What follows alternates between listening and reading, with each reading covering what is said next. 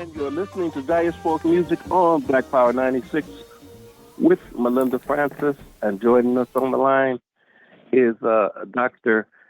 Gerald Horne. And I guess the first question I have for you, Dr. Horne, is you have a brand new book out on Washington, D.C. What is the title? Who published it? And have you got any reactions yet, or is it too early? The book is Revolting Capital, Racism and Radicalism in Washington, D.C., 1900 to 2000. Obviously, the title has multiple meanings. That is to say, Washington, particularly spearheaded by the Black majority, has been in revolt for decades, oftentimes threatening the very foundations of the United States.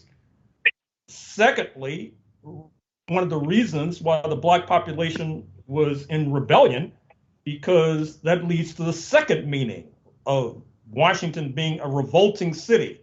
That is to say, a city that is worthy of disgust. And thirdly, and similarly important, capital. The ruling elite has been in revolt, not least against its Black population. It's published by International. I will be in Washington June 3rd to do a fundraiser for the Pacifica outlet there. If you go to their website, wpfwfm.org, you'll get details about that event. And if you go to archive shows of On the Ground, which runs on Friday mornings, you will be able to listen to an interview that I provided that provides a detailed synopsis of this book. And I'll probably be doing another one this coming Friday. Okay. Melinda, you have a first question? Well, let's get into it and talk about the Turkish elections. Well, I haven't received any results, but it's no secret that the North Atlantic countries led by the United States and Canada are rooting against the incumbent, President Erdogan. That's because he is not sufficiently anti-Moscow, but there's a reason for that. If you look at the history of Turkey, at a number of turning points, Turkey, which was the heart of the Ottoman Empire, which I think it's fair to say for hundreds of years, ending in about 1919, was a major power, that the Ottoman Empire suffered repeated defeats at the hand of Russia, which led ultimately to its downfall. And let me point you in particular to the defeat the Ottoman Empire suffered 1877, 1878.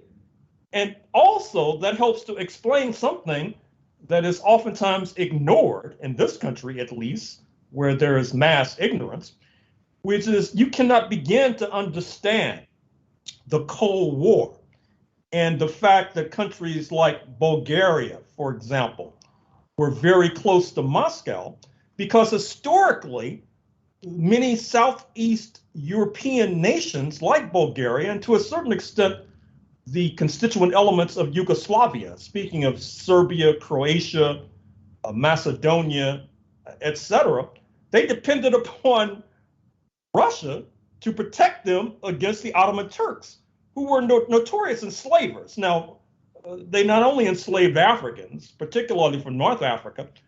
In fact, on KPFK, I'll be interviewing in the next few weeks a guy who's written this book about an African from what is now northern Nigeria, who wound up being enslaved by the Ottomans, but then somehow made his way to North America and fought in the U.S. Civil War on the winning side, and then wound up getting married and living in Alabama, where I assumed his descendants continued to reside. But in any case, this relationship between Turkey and Russia today is a direct outgrowth of Turkey being pummeled by Russia over the decades and centuries.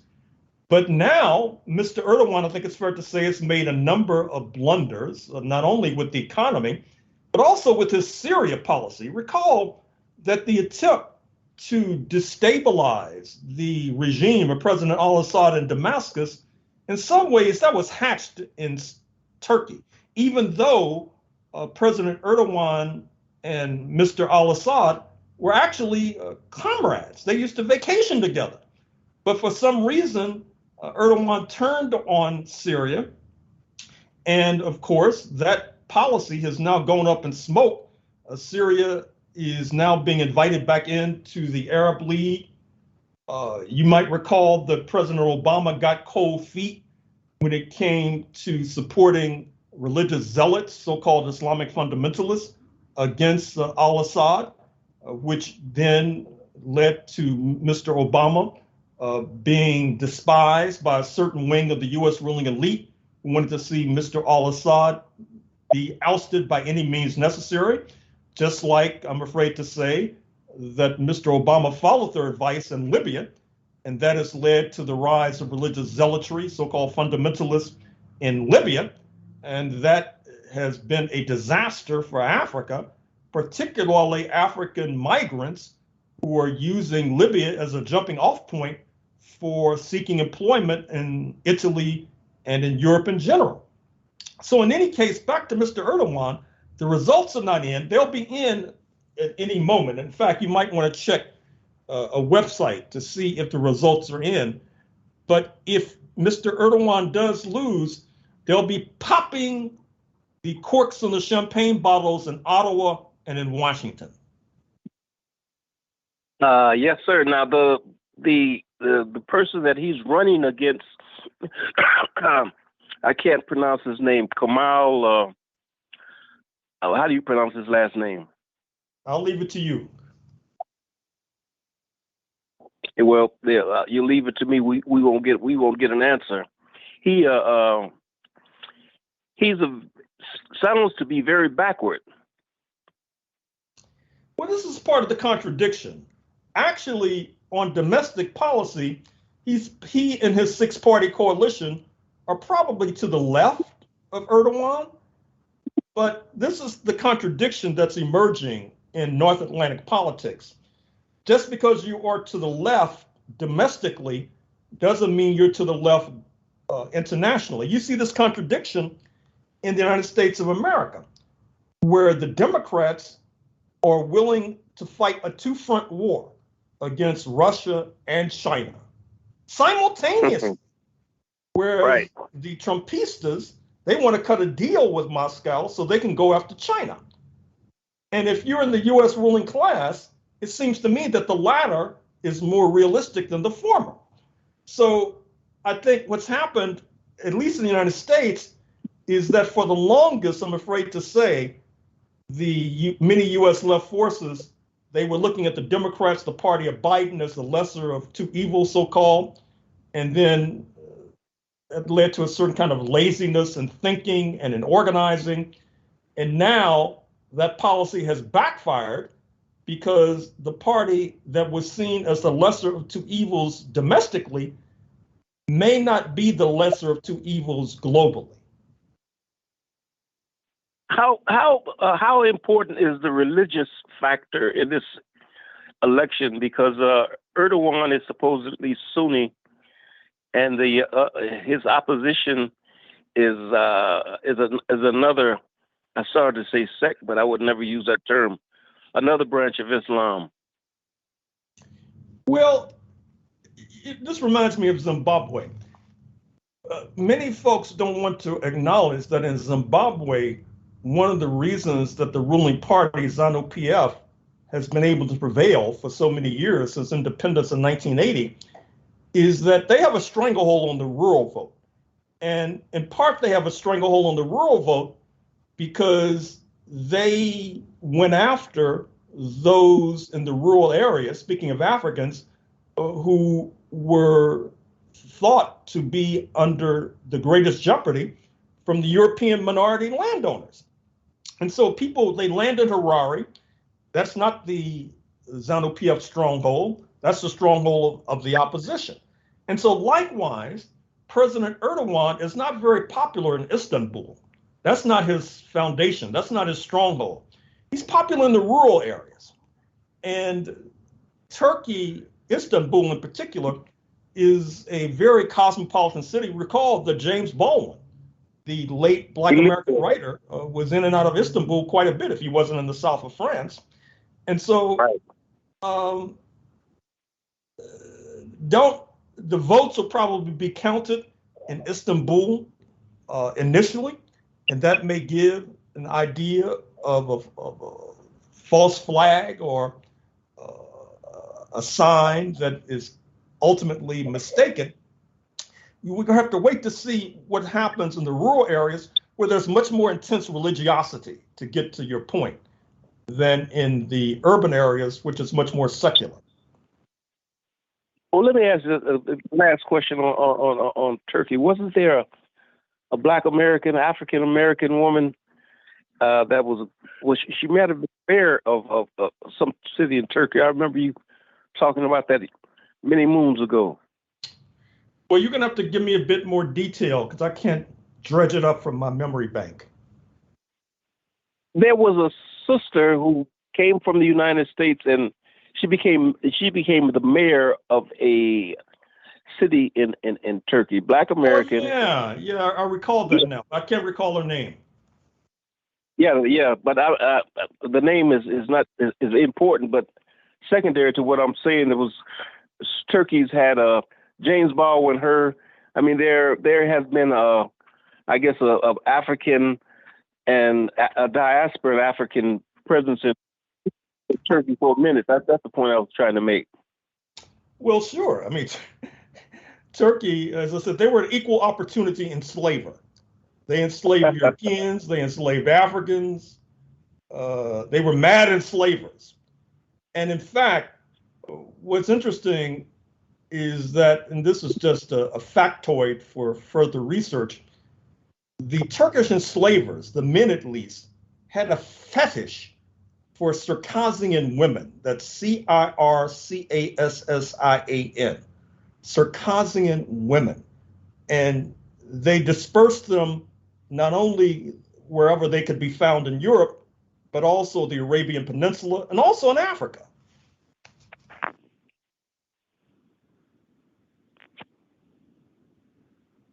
Hello. I'm still here. Hello. Yeah. So I just Googled to see if there was any results in. It's very, very early. Only like 21% of the votes have been counted, but Erdogan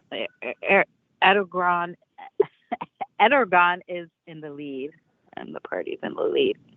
But it's very early. So that was reported at 1:00. So we have to wait, I guess, more to see what happens. 1:00 Eastern, I take it. Yeah. Okay, can we move on to the Russian and South African arms deal? I guess the Western powers are probably biting their nails about that one, don't you think? Well, yeah, the U.S. ambassador in South Africa said that he had evidence that could not be contradicted, that Simonstown, which is a major naval base in South Africa, that there was a Russian ship taking on arms for Russia from Simonstown. The South Africans were very upset by this. They called in the ambassador for a dressing down. It's one more example of the deteriorating relations between South Africa and the United States. And I hope that one of the things I find in the United States, at least, is that people really don't keep up. I mean, you have the internet, you can get all sorts of information. I mean, this is a developed country, but folks oftentimes make the determination that, look, I know enough. I don't need to know anything more. And so the line is South Africa, ANC is sold out. They're in bed with U.S. imperialism, end of story. And so when you have stories like this, people don't work it into their equation because it doesn't fit their theory of the case. It's like the fictional French intellectual, as I've said many times before, who says, I know what you're saying is true in fact. The question is it true in theory? So their theory of the case is that South Africa and ANC is sold out. They're in bed with the imperialists, end of story. And so they don't pay attention to BRICS, Brazil, Russia, India, China, and South Africa. They don't pay attention to President Putin supposedly coming to South Africa in a few weeks for the BRICS meeting, which has Washington highly upset, probably Canada too. And so what this then leads to, because folks don't keep up, is that it can lead to them objectively joining the camp of the imperialists, which obviously is not the way to go, since South Africa needs support right now against the imperialists. Unless you want to see the Democratic Alliance, which is the neo-apartheid power, come back into power, which is something that cannot be ruled out, either by fair means or foul, most likely the latter. So this is a very serious situation. And once again, I hope that the folks are paying attention. Got another question, Melinda? Oh, can I ask a question? What about China and Canada? There was a big article in the New York Times a few days ago about Vancouver. And they said that Vancouver has just elected a mayor of Chinese ancestry, that he was the candidate of business interests. He defeated a man of the left, according to the New York Times, who apparently was Euro-Canadian. This Chinese mayor of Vancouver is said to be close to the People's Republic. I mean, what can you tell us about this? Because this is very serious stuff. Want to deal with that, Melinda?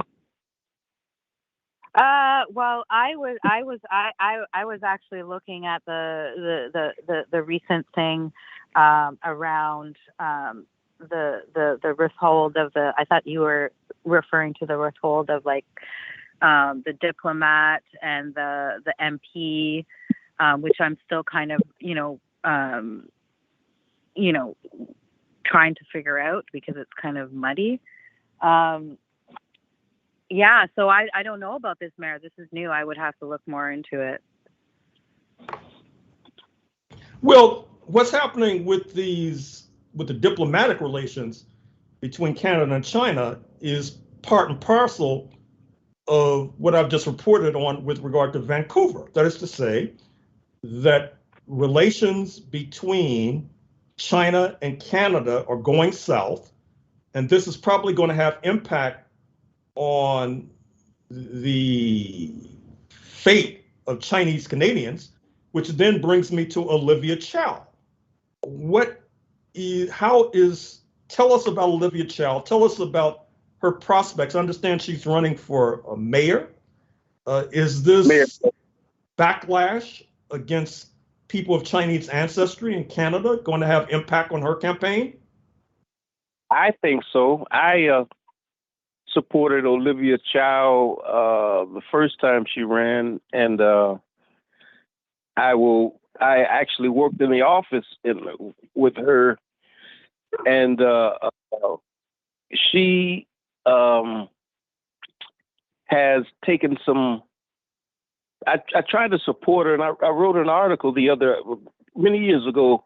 I think I might have sent it to you. It's called Ahmed Ben Bella Olivia Chow Conference, where I was calling on African people in Toronto to support Olivia Chow. She was married to the late mayor of Toronto, Jack Layton, who was one of the most progressive mayors that this city has ever seen. He was a counselor. He was a counselor. Yeah. Oh yeah, I'm wrong. I'm definitely wrong. Yeah. He was a counselor. He was running for mayor. I guess he came down with cancer. Yeah, he was running for mayor at that time, right?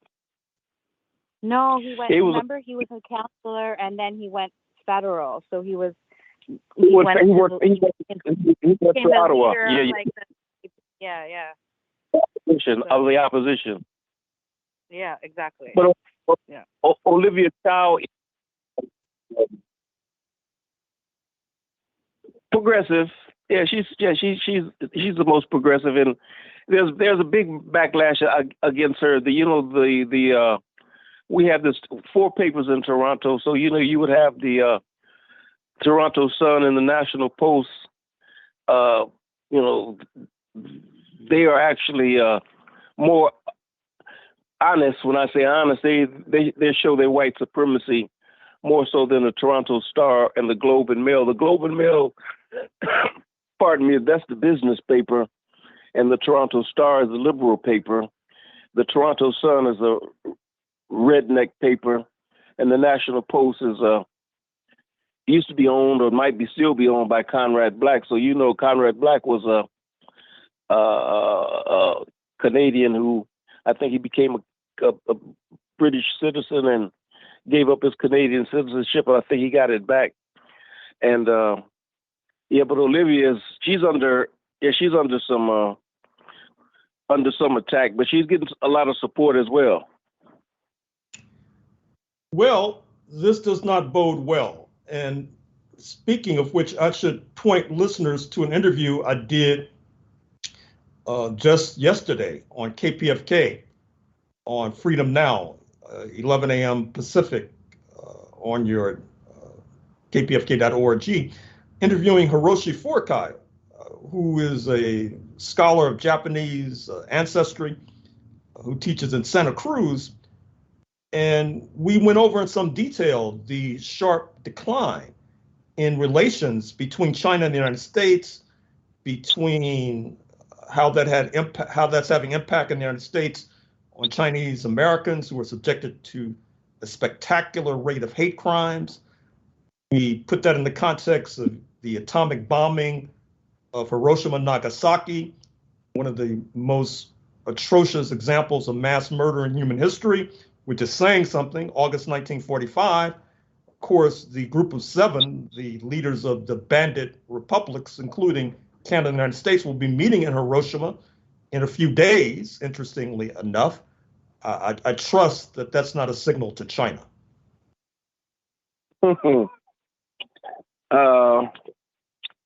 You're listening to Diasporic Music on Black Power 96 with Melinda Francis, Norman Richmond, and joining us on the line is Dr.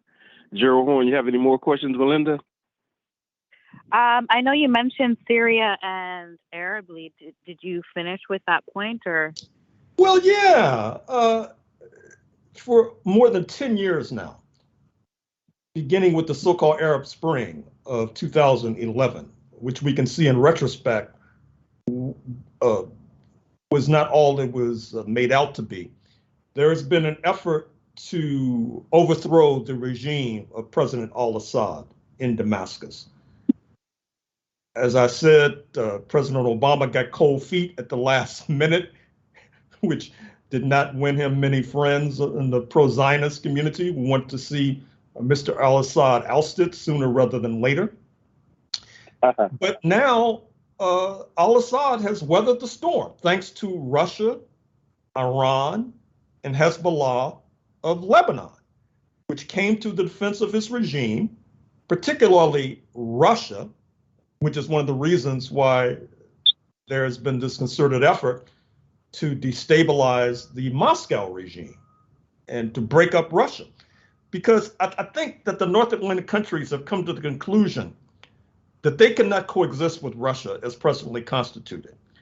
That given the contradiction that Russia is the most populous nation by far in Europe, has the most territory by far in Europe. I mean, to cite one example amongst many, all of Western Europe is probably the same size as the Democratic Republic of the Congo. Spain is about the same size of Darfur, a region of Sudan. And so you have this most populous and largest nation in Europe is not necessarily the richest nation in Europe. I guess that would be Germany or France. Right. And so that has led to this proxy war in Ukraine, which ultimately has a twofold agenda. One, to subjugate Russia and break it up so that it's not as powerful. And then that leads to step two, going after the People's Republic of China. And in terms of the latter, and also in terms of the former, pay close attention to this so-called G7 meeting coming up in Hiroshima, Japan, which, as I said, is a very ominous place to meet. Mm-hmm. Can we talk about the collapsing of these banks in the United States? Is that frightening for the ruling class, or a sector of the U.S. ruling class? Well, probably both. I mean, you had the collapse of Silicon Valley Bank in March 2023, and then First Republic just a few days or weeks ago. PacWest, which is in California, is up next. Now, what's happening is that JP Morgan Chase is gobbling up these banks. So I guess in the short term, they're happy that they can improve their list of assets. But obviously, when you have banks collapsing, that's not a good sign. I mean, it's a terrible sign for capitalism. It probably portends something along the line, at least, of the crisis on Wall Street of 2007, 2008, and worst case scenario, the Great Depression of the 1930s. Now, this is being magnified, if not exacerbated, by the fact that you may have a debt default. That is to say that you have forces all over the world, including the People's Bank in Beijing, that lend the US government money. I mean, the US government might collapse, but for the People's Bank, which makes even more ironic the attempt to destabilize China, but actually it helps to illustrate why the ruling class wants to destabilize China. Just like if you owe your banker money and you have the opportunity to destabilize your banker, that might liquidate what you owe the banker, leaving you in a position where you don't have to pay back the money. And so, the United States might have a default on its debt, but it'll ricochet all over the world. It'll ricochet in Canada. It could bring the entire capitalist system to its knees. Part of the problem is, it goes back to what I was saying a moment or two ago, when I was talking about the ignorance in this country. These barbarians in Washington, in the House Republican Congress, number one, they're ignorant. Number two, although it's difficult for some to imagine, they have a real beef against the US government, because it's the US government that defeated their attempt in 1861 to secede and continue owning enslaved Africans. And it was the US government that waged war against them and then took their property and enslaved Africans without compensation, and they have not gotten over it. And so they would like to inflict a severe wound on the US government. And I think that they feel that out of the ashes, ultimately, there will emerge a process whereby either A, they could accumulate more power, and worst case scenario, buckle your seatbelts, they could resume the enslavement of Africans. You heard it here first. Oh boy, we're running out of time, but I want to ask you two questions. That Arnett Coleman's birthday was the other day. Just want to mention that. But what do you think about this Jacques Morant situation, where this brother is got caught with a gun again, the basketball player for the Memphis Grizzlies, and he is has a contract of $231 million, and people are saying that he's been suspended now. But how do you respond to that? Well, obviously, we're going to have to wait for the details. We're going to have to wait and see, number one, if it's a real gun. But assuming that it was a real gun, well, obviously, he's in hot water. Recall that just a few months ago, he was suspended for being caught with a gun on camera in Denver. And apparently this latest incident, this was from his own Instagram account. And so he needs to check who he's hanging out with. But he's 23 years old.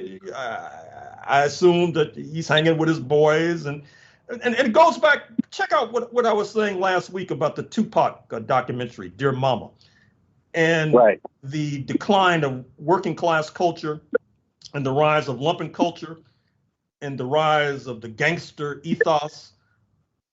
As you know, gangster is an all-purpose word. I mean, it's a noun, it's a verb, it's an adjective. And that ultimately, I'm afraid to say, afflicts many, not only young black men, but generally in the United States. There's this gangster ethos. But folks need to realize that that's not a revolutionary ethos, what the Panthers said notwithstanding. And I trust and I hope that Jean Morant will not try to use PR to get out of this situation. Like last time, of course, he went for rehabilitation in some sort of Florida sanitarium. I don't know the sanitarium, but that sounds like PR and a joke to me, where you just go and, sit by the pool and have tropical drinks for 10 days. But, he's losing. Last time he lost, what, $600,000? That money could have gone to support a political movement that would help to revive working class culture, for example. Is there anything else you would like to add, sir? Well, if you're in D.C., show up June 3rd, 6 to 9. Go to WPFWFM.org for details. I think I asked you this last week. Will it be live stream or have you found out yet? Hey, I'll check that out right now. I'm sorry, I didn't follow up. Shame on me. Yeah, because everything is virtual now. We watch everything is. I guess that's one. What Kwame Ture said, that technology can be used for justice or injustice. So I think that's a good thing when you can see. I would like to not necessarily participate, but be a part of that meeting on that book. I'll check it out right now. Okay. 1, 2, 3, 4, 5, 6, 7, 8, 9, 10. How much time do we have left, Melinda? Oh, we have a minute left. Oh, okay. Yeah. So but we could follow up next week when we find out the information. After the year of Africa in 1960, for example. Yeah. So finished? 1, 2. Yes, sir. Yeah, I think we're wrapping up. So we'll see everybody in the world next week. Good luck. Bye-bye. All right, take care. And you have been listening to Diasporic Music on Black Power 96. I'd like to thank Lisa Watson and Melinda Francis, and we will be back next week.